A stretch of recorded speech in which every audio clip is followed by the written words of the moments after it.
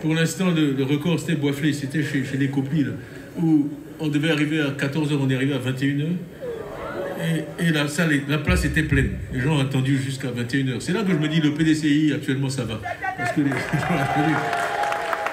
Et nous, on ne donne pas sardine aux gens pour venir au...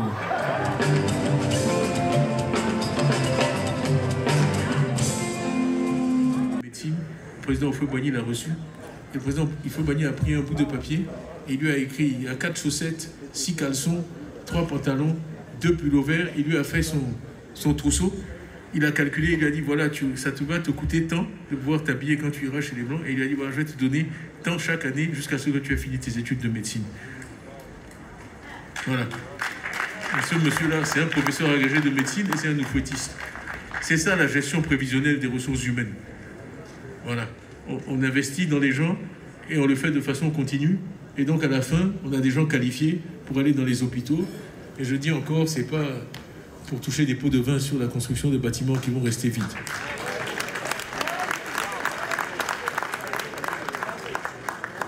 C'était tout. Après, il y avait une question sur les relations internationales. Oui, nous sommes à la vision internationale et diplomatie. Désolé, hein, je fais le journaliste et puis je fais les réponses.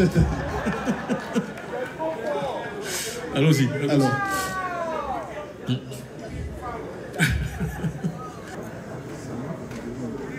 Et PDCI Luxembourg, et également alumni INSEAD MBA 2040. Alors, ma question est la suivante.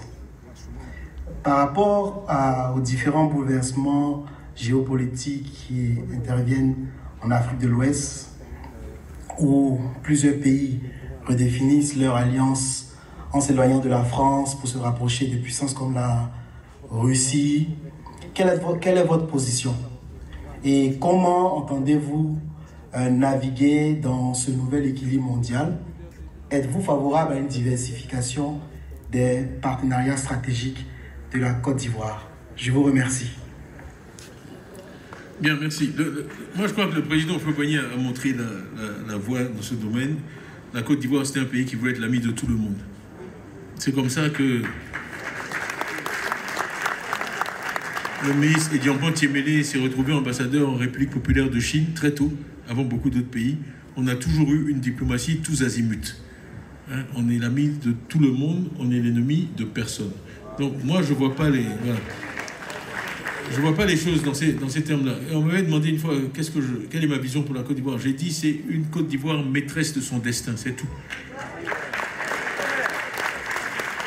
Quand on est maître de son destin, on ne passe pas son temps à se demander oui mais l'extérieur et qu'est-ce qu'ils vont dire et qu'est-ce qu'ils vont... C'est ça être maître de son destin. Et ça dépend aussi...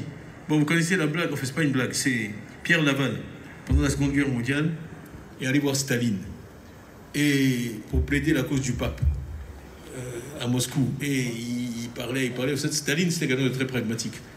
Et à un moment, il a arrêté et Laval lui a dit bon, votre pape là, c'est combien de divisions?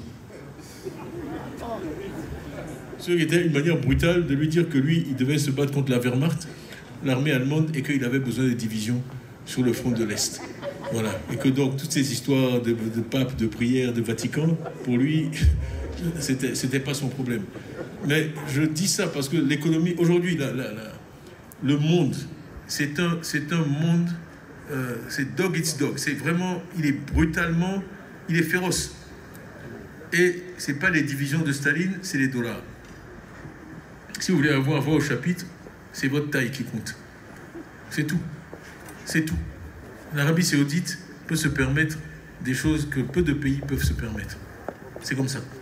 Parce qu'ils ont le PIF qui est maintenant à presque 1000 milliards de dollars, qui est propriétaire de Uber, qui est propriétaire de plein de boîtes dans le monde, et ben ils envoient au chapitre. Donc aujourd'hui, la vraie souveraineté, c'est la souveraineté économique. C'est plus les divisions de Staline, c'est combien de dollars. Donc la voie pour que le chemin, la voie au sens de VOX, le chemin, pour que notre voix soit entendue, c'est la croissance économique. C'est la croissance économique et qu'on soit un acteur de poids. On peut chanter jusqu'au lendemain, il faut nous respecter parce que ceci, il faut nous respecter parce que cela. À la fin, le monde des relations internationales, il est brutalement darwinien. Il est féroce. Il est féroce. Il n'y a pas de bons sentiments dans les affaires internationales.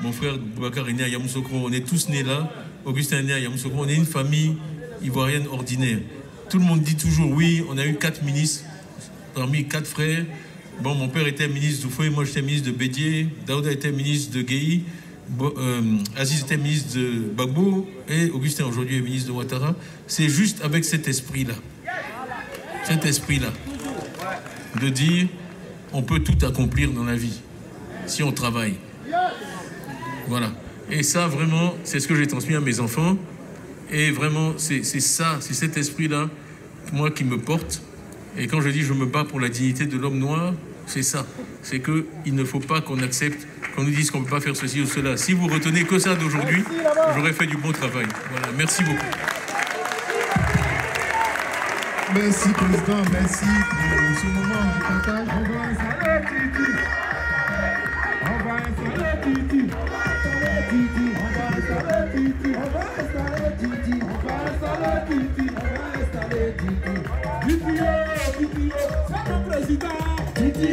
Titio,